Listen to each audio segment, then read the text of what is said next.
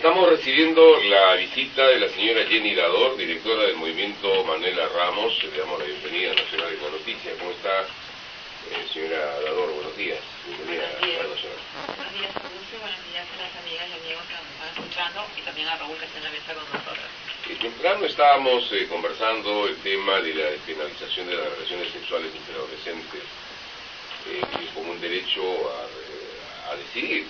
Despenalizar las relaciones sexuales consentidas entre adolescentes significa reconocer su derecho a la toma de decisiones, lo ha dicho usted, ¿no es cierto? O sea, no por el hecho de las consecuencias que pueda generar, sino porque tiene el derecho a decidir, dice usted. Explíquenos un poquito esto para ver si estamos de acuerdo o no. A ver, en principio les quiero señalar que en el caso peruano, la tradición jurídica, ¿no?, la legislación histórica, ha considerado históricamente, hasta el año 2006, que por debajo de los 14 años, ningún niño o niña puede decidir. O sea, aunque manifieste su voluntad en términos de sí quiero sexo con Juan, con Perito, con quien sea, no se puede, son intocables. Históricamente la legislación lo consideraba así, 14 años para abajo. Por encima de los 14 años, cualquier adolescente consentía y ese consentimiento era válido. Obviamente, si no había consentimiento, siempre estaremos frente a un delito de violación, cliente usuario, trata, cualquier otra figura que ya está contemplada en el Código Penal. Sin embargo, en el año 2006, sin que haya una razón objetiva que nos diga esto ha cambiado, los adolescentes se han vuelto más tontos, no pueden tomar decisiones, están involucionando en vez de estar evolucionando, decidieron cambiar esta edad y elevaron la edad de protección o de intangibilidad o de indemnidad, como le decimos en el derecho penal, a los 18 años. Es decir, ya no era por debajo de los 14, sino que la ley dijo por debajo de los 18 años nadie puede decidir, tomar decisiones sobre el ejercicio de su sexualidad.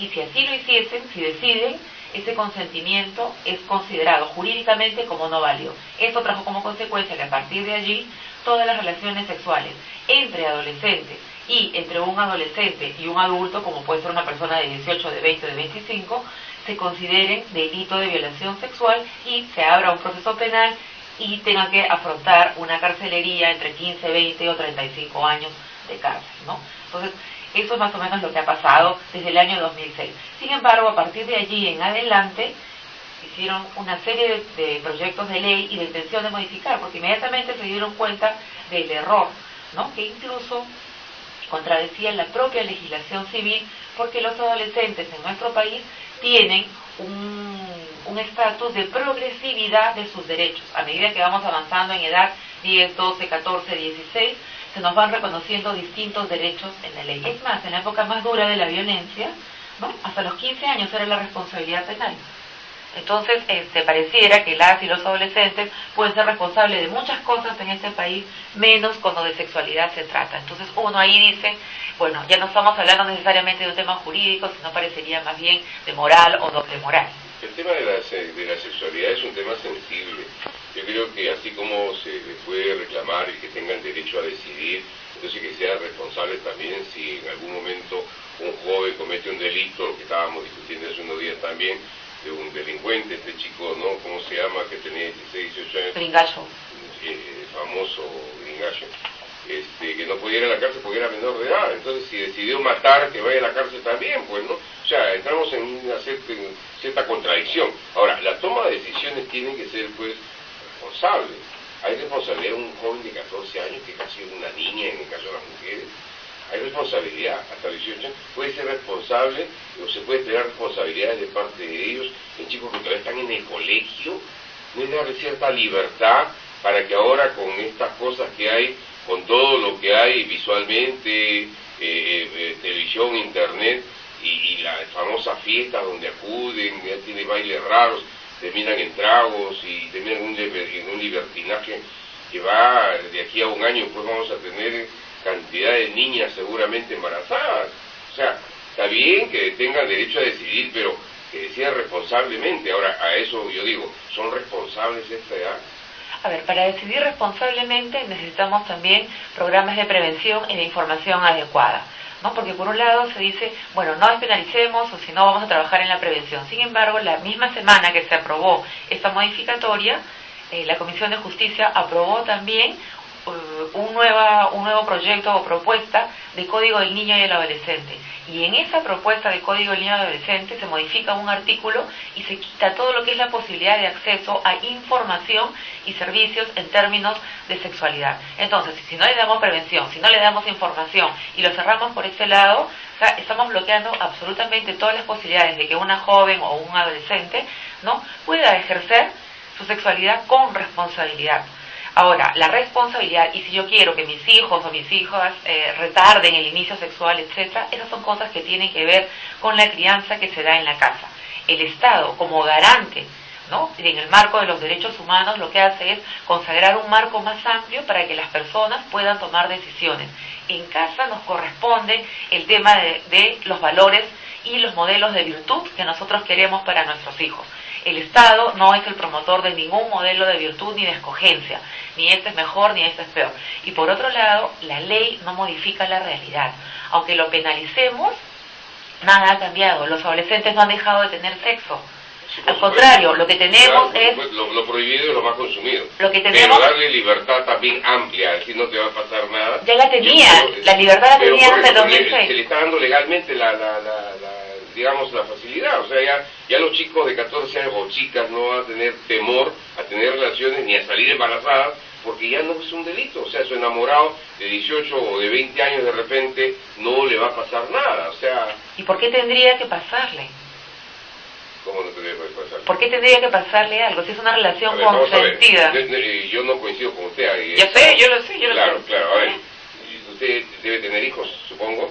No los tengo, pero eso eso no me legitima para ser una ciudadana como opinión. Yo me imagino estar, digamos, defendiendo una tesis en la cual mi niña, yo tengo 2 hijas, ¿no?, de 14 años, puede terminar, digamos, con esta facilidad, con este libre albedrío, con un joven que finalmente le pide tener sexo y no va a pasar nada, pues, si es que sale embarazada. Bueno, no necesariamente las mujeres tenemos una conducta tan pasiva donde el joven nos pide tener sexo, etcétera. Las mujeres también tenemos deseos, libertades, voluntades, hormonas. Ya es parte de un discurso, ¿no? No, eso es biología pura, no es el discurso. A esa edad las niñas y los niños tienen hormonas. En fiesta, claro, y están revoloteando las hormonas. Así es.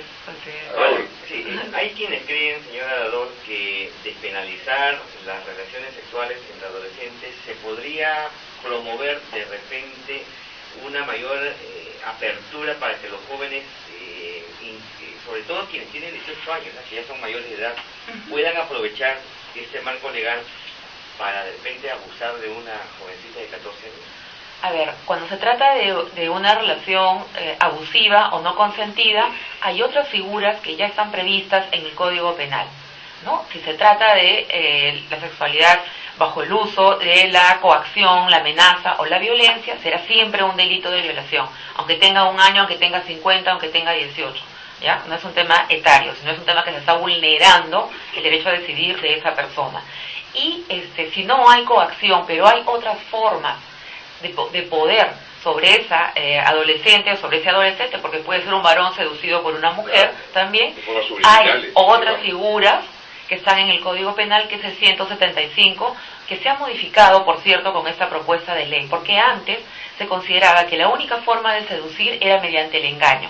Pero hoy en día se dice, es bien difícil probar jurídicamente que solo sea mediante el engaño. Entonces vienen todas estas otras posiciones, más bien de poder, que pueden de alguna manera inducir a una adolescente o a un adolescente varón a tener sexo con una persona adulta, y es lo que en el derecho penal y en la legislación de otros países se conoce como prevalimiento, ¿no? O una relación superior de poder respecto a esa otra persona. Ahora, ¿qué haría más daño a la sociedad?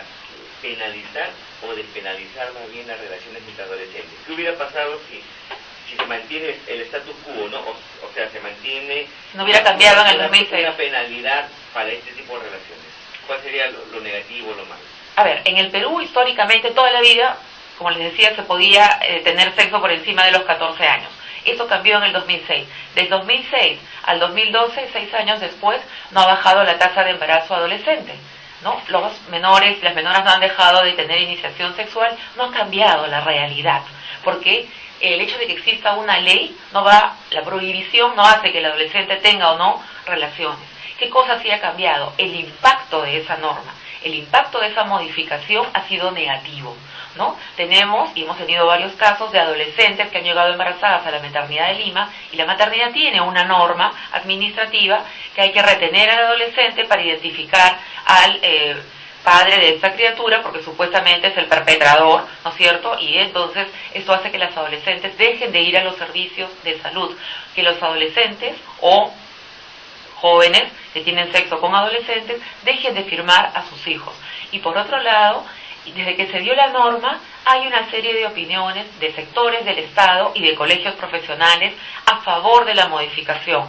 Se han pronunciado el Colegio Médico, el Colegio de Abogados, el Colegio de Obstetrices, el Ministerio de Justicia, la Defensoría del Pueblo. La Corte Suprema ha tenido 2 plenos jurisdiccionales para tratar este asunto. Pero el pleno jurisdiccional lo que hace es acordar entre los jueces que cada vez que llegue uno de estos casos a la Administración de Justicia no se va a penalizar. Sin embargo, igual se abre el proceso, pasa por toda la etapa, pero a la hora de colocar la sentencia, los jueces supremos han considerado que no es ni jurídica ni penalmente relevante colocar una sentencia en estos casos. Sin embargo, el número de denuncias se han evaluado en más de 1000%, porque cuando se trata de 2 menores que tienen sexo se convierten en menores infractores, de acuerdo al Código del Niño y del Adolescente, y si se trata de una adulta o un adulto se convierte en el delito de violación. Y por último, solamente, Raúl, mencionarte que en mayo de este año, además, el comité que monitorea el cumplimiento del Pacto de los Derechos Económicos, Sociales y Culturales se reunió en Ginebra para evaluar el avance del Estado peruano en el cumplimiento de estos derechos, y ahí está de por medio el derecho a la salud. Y el Estado peruano tiene una recomendación especial para que de una vez modifique ese artículo 73 por el impacto que ha tenido. Efectivamente, yo considero que no solamente es por el impacto, sino porque sí considero jurídicamente que los adolescentes tienen ese derecho constitucional, pero el comité lo ha considerado que es por el impacto. Entonces esta norma, como algunos consideran, y no necesariamente en esta mesa, no, la opinión puede ser totalmente divergente. Incentivar o promover las relaciones entre los jóvenes, ya que está despenalizado. No promueve... Los datos objetivos de la realidad... Un poco libertina a nivel de jóvenes. No, los datos objetivos de la realidad, no lo que yo crea, lo que crea Augusto, lo que crea usted o las señoras y señores que nos están escuchando en su casa, la evidencia objetiva de la realidad muestra que no. ¿Ya? Si yo miro los datos del 2006, del 2000, si hago un cohorte en las estadísticas, voy a encontrar que no. Ahora, en cuanto al artículo 173A del Código Penal, está modificando también en esta iniciativa se modifica este artículo que sanciona con cadena perpetua la violación sexual de un menor seguido de muerte o lesión grave.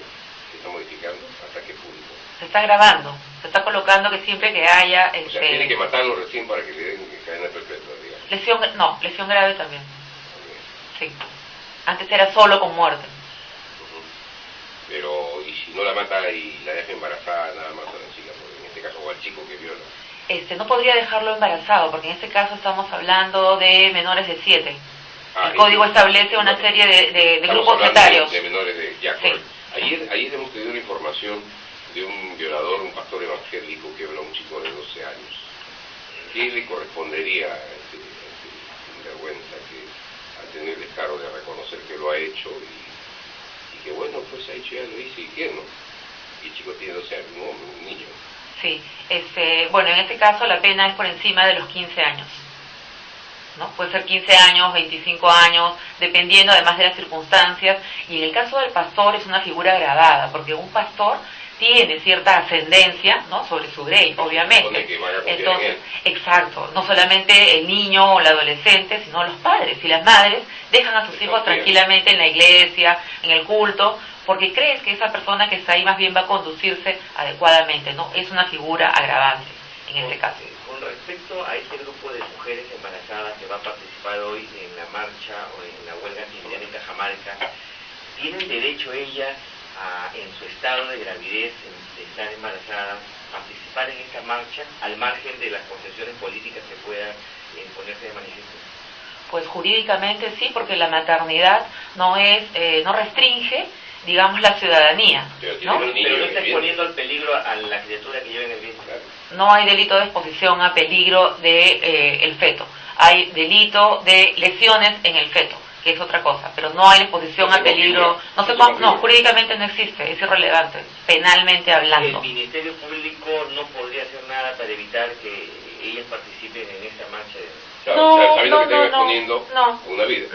No, en absoluto. Lo que el Ministerio Público debería hacer, y la Defensoría del Pueblo, tengo entendido, están actuando, es mediar para que más bien la policía contenga las formas de represión que hace, ¿no? Una mujer embarazada no está enferma, no está discapacitada y su ciudadanía no está limitada. De hecho, los hemos visto en distintas marchas. También, por ejemplo, cuando salen en las marchas a favor o en contra de la despenalización del aborto, ¿no es cierto? Con el 25 de marzo, que es el Día del No Nacido, que es una marcha por una fecha de carácter religioso. O sea, en realidad tiene que ver más bien con que la policía no se exceda en el uso de la represión o las formas que utiliza, pero ¿no? Per se, de por sí, ir a una manifestación de alguna manera no implica un riesgo, y no necesariamente podemos poner a la policía como el malo de la película, ¿no? O sea, el mismo contexto es peligroso. Pero es en contra de él, se sabe que va a haber un enfrentamiento, va a haber choque, ¿no? ¿Pero qué van a hacer las mujeres embarazadas? Llevan armas, llevan concebidos en sus vientres, no llevan bombas.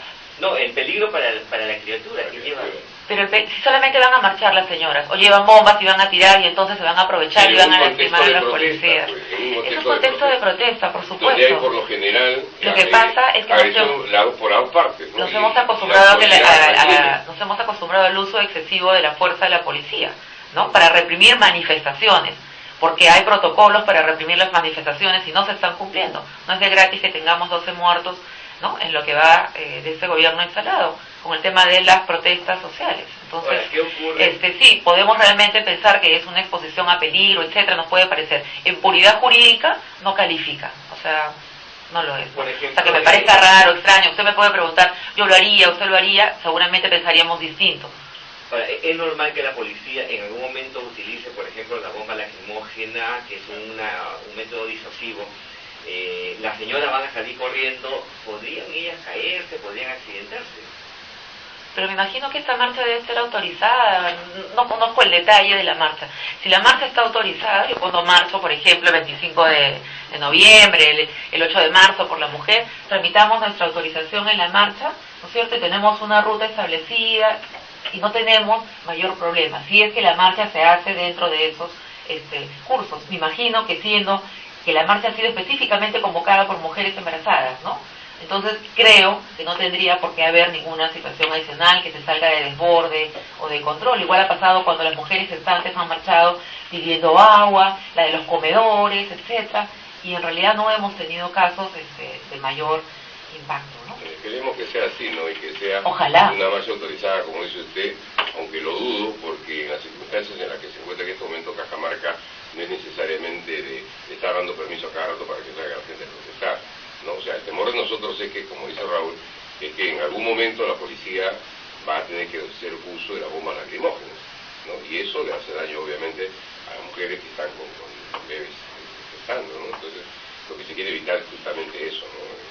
Que se perjudique a una criatura que está en vida. Yo no niego que las mujeres tienen todo el derecho a protestar, siempre hemos defendido ese derecho, pero ponerlas, yo creo que ahí un poquito como tenemos reparos.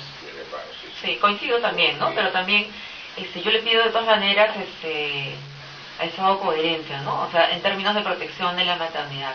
A mí más me preocupa, no el hecho de que marchen, me preocupa más la posibilidad que tengan de acceder a un servicio, de los controles prenatal, ¿no? Nuestro país, siendo un país hoy en día de renta media alta, tenemos los indicadores de muerte materna más altos en la región. Entonces, eso sí me parece realmente un atentado contra la maternidad, ¿no? Un doble discurso del gobierno, ¿no?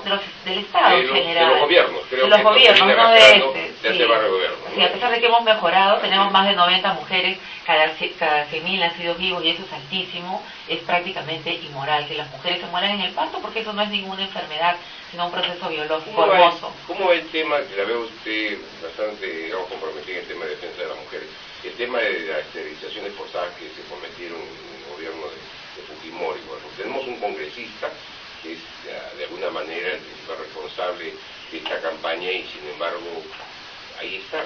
¿Qué se hizo? ¿Qué se hace?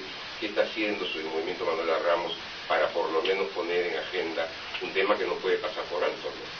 El movimiento Manuela Ramos forma parte de una articulación, en este caso el CLADE, junto con otras organizaciones feministas, y en el caso de las esterilizaciones forzadas, lamentablemente el caso había sido archivado el año pasado, se archivó después de más de 10 años de investigación, y la Fiscalía lo desarchivó posteriormente, y tenemos 2.074 personas o víctimas identificadas con nombre y apellido, ¿no?, que sufrieron las consecuencias de este programa. Sin embargo, si bien se desarchivó para llevar adelante la investigación, es una investigación a la cual no se le ha dotado de recursos, ¿no? Es una sola persona, no hay un equipo ni un pool de investigadores, no tiene recursos económicos, no tiene recursos humanos, logísticos para llevar adelante la investigación como corresponde. Entonces, en realidad, parece un saludo a la bandera, ¿no? Es como decir, ya, pues tanto han protestado por las esterilizaciones forzadas, tengan su investigación, pero esta investigación está prácticamente condenada a morir porque no se le han dado las condiciones apropiadas para que la fiscal, que es una sola, pueda llevar adelante esta investigación. Hasta hace unos meses no había terminado siquiera ella de leer todos los legajos, ¿no?, porque los expedientes tienen más de 10.000 folios. Entonces, leer eso una sola persona sin tener un equipo responsable es muy poco serio. Puede quedarse solamente ahí, en que ya no va a funcionar, no hay otras instancias a las cuales acudir. Sí, lo que pasa es que para poder acudir a los organismos internacionales, en este caso a la Comisión de Derechos Humanos o a la Corte Interamericana, se tiene que agotar la vía interna, ¿no? Entonces, agotada la vía interna, tenemos 6 meses para acudir a un organismo internacional. Pero también hay otra cosa, Augusto, no necesariamente nosotros estábamos planteando el camino de la judicialización. Por un lado, si queremos, para las víctimas que están identificadas, pero también hay otra posibilidad. Como fueron tantas, y como esto fue producto de una política de Estado, de un programa, lo que se está pidiendo es la fase de reparación. Así como hay un programa de reparación para las víctimas del conflicto armado interno, estamos también pidiendo que se establezca un programa de reparación que la única que tuvo la intención de hacerlo y les dio por lo menos a las víctimas de esterilizaciones forzadas la posibilidad de tener el seguro de salud para las atenciones de las consecuencias fue la ministra Massetti. Sí, y solamente un tema puntual por mi parte. ¿Cree usted que hay un sesgo machista cuando se cuestiona a la señora Nadine Heredia su participación en algunos temas de la política nacional o simplemente queda en una crítica política? Yo creo que hay un poco de las dos cosas, ¿no? O sea, en general, cualquier mujer que está en un cargo o ejercicio del poder siempre va a ser mirada, ¿no?, o medida, no solamente en neutro, ¿no?, sino como que está en un espacio que no le corresponde. En el caso de la señora Nadine, me imagino en su posición, creo que debe ser difícil porque tiene que muchas veces seguramente retroceder, ¿no?, porque ella es una persona con autoría pública, política, es fundadora de un partido, ¿no? Por lo tanto, seguramente quisiera tener un rol de actuación mayor. Sin embargo, hoy día le toca jugar, ¿no?, el rol de la persona que acompaña al presidente de la República en este cargo transitorio, pero que no ha sido elegida, ¿no? Por lo tanto, me imagino que eso le genera contradicciones y a veces seguramente por eso tenemos un protagonismo un poco exagerado, ¿no?, o que trasciende la esfera en su autoría política, ¿no? Pero puede ser que haya un poco de las dos cosas, creo yo. Bueno, ese protagonismo exagerado lo utiliza mucho medio de comunicación para criticarla, pero yo creo que más bien está haciendo su función de esposa del presidente de la República en los temas que le competen, ¿no? Lo que pasa es que estamos acostumbrados en los últimos tiempos a tener primeras damas que no hacían pues el trabajo, ¿no? Yo creo que por ese lado también va el asunto, ¿no? Bien, señora Jenny Dador, directora del Movimiento Manuela Ramos, le agradecemos su participación y presencia en esta parte de nuestro servicio informativo. Disculpe si de repente en algún momento hemos calentado la dinámica. No, me encanta, o sea, creo que el debate no hace daño a nadie. Así es, muchísimas gracias nuevamente y hasta cualquier momento. Gracias, Augusto, gracias, Raúl.